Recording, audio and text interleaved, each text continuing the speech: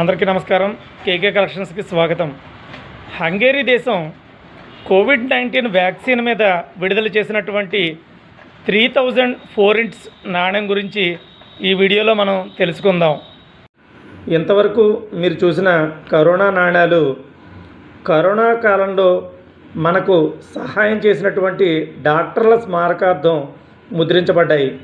అయితే ఇక్కడ చూస్తున్న నాణ్యం మాత్రం కరోనా వ్యాక్సిన్ కనుక్కోవడంలో కృషి చేసినటువంటి సైంటిస్టుల స్మారకార్థం విడుదలయ్యింది.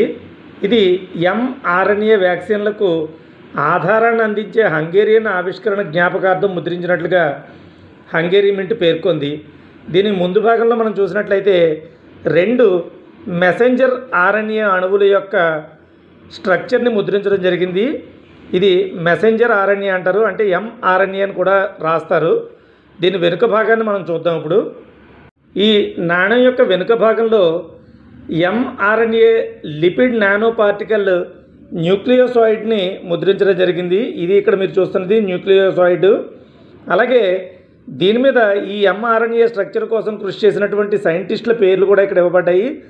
ఇది కారికో క్యాటలిన్, అలాగే ఇయాన్ మక్లాచ్లాన్, నార్బర్ట్ పార్డీ, డ్రూ వీస్మాన్ అని ఈ 4 సైంటిస్టులు కూడా ఈ న్యూక్లియర్ mRNA స్ట్రక్చర్ కోసం కృషి చేశారు.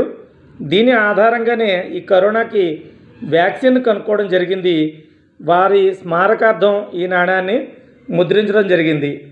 హంగేరీ దేశం 2022లో 3000 ఫోరింట్ల ముఖ విలువతో ముద్రించినటువంటి ఈ నాణ్యం డైమండ్ షేప్లో ఉండి సాధారణమైనటువంటి నాణ్యాలకు కొంచెం భిన్నంగా ఉంటుంది.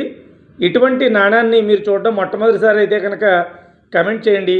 ఈ వీడియో మీకు నచ్చినట్లయితే లైక్ చేయండి, మిత్రులతో షేర్ చేయండి. Thank you.